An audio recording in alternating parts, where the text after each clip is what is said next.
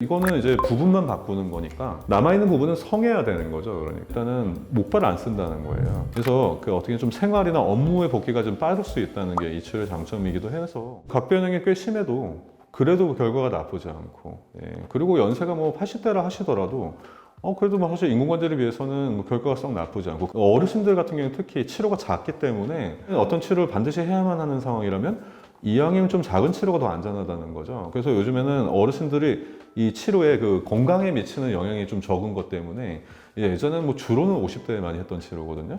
근데 요새는 이제 고령 더 어르신들 뭐 80대라 하더라도 이 치료를 하게 되면 에너지가 많이 늘었어요. 그래서 이제는 나이는 더 이상 타이트한 기준에는 해당하지 않게 된 겁니다. 그리고 예전에 또 체중이 좀 많이 체중 항상 뭐 제가 뭐 뭘 찍을 때마다 항상 말씀 죄송한데 근데 그게 다 연구에 있어요. 체중에 영향을 미친답니다. 예전에는 또 이제 체질량 지수가 이제 30이나 32 이상일 때 그때도 이제 뭐 치료의 합병증 가능성이 높다라는 인지가 있었거든요. 근데 하지만 뭐 모든 수술이나 이 제품들이 인공관절 제품들이 계속 발전하고 있지 않겠습니까? 그러면서 이제 그 한계가 좀 허물어지고 있죠. 체질량에서 30 이상 되고 뭐 좀 다소 비만하신 분들이라도 이 치료에 이제 완전한 금계선 빠졌습니다. 그리고 최근에 나온 뭐 최신 치료들로 해본 연구들은 뭐 연세가 좀 많아도 체중이 좀 많이 나가도 다리가 좀 더 많이 휘었어도 큰 차이는 없다는 연구들이 나오고 있어요. 그럼에도 불구하고 여전히 좀 젊은 환자분들한테 좀 많을 수밖에 없는 게, 젊은 환자분들은 관절염이 심하다 하더라도 어르신들만큼은 심하진 않을 거 아니에요. 다리가 휘기라도 좀 극심하게는 아닌 사람들이 많고 근육량도 많고 활동도 많잖아요.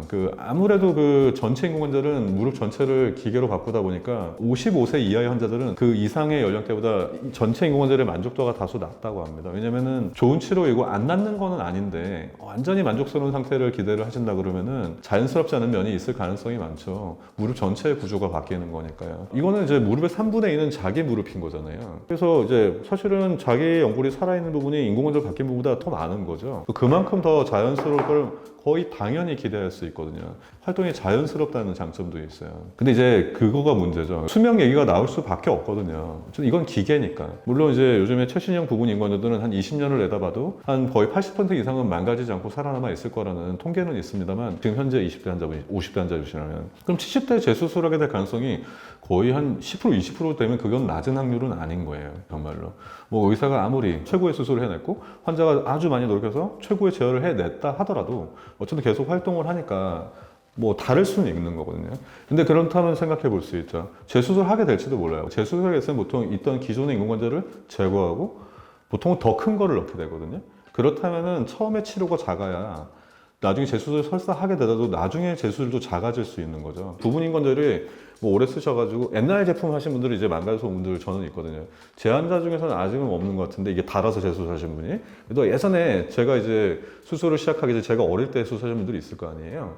그분들이 이제 망가져서 오는 경우인데, 그분들에 대한 재수술은 뭐냐면 그냥 인공관절인 거예요. 그러니까 인공관절이 더 흔한 치료지 않습니까? 뭐 무시무시한 일이 벌어지는 게 아니라 어떻게 보면 더 보편적이고 더 흔한 치료로 바꾸니까 뭐 사실은 걱정하시는 만큼 아주 대단한 부담은 없을지도 모르겠습니다. 예. 좀 부정적인 인식을 가진 의사들도 계시던데요. 경험이 많지 않거나 아니면 이제 애초에 어떤 이론적인 이유로 꺼리실 텐데, 하지만 이것도 계속 발전을 하고 있지 않겠습니까?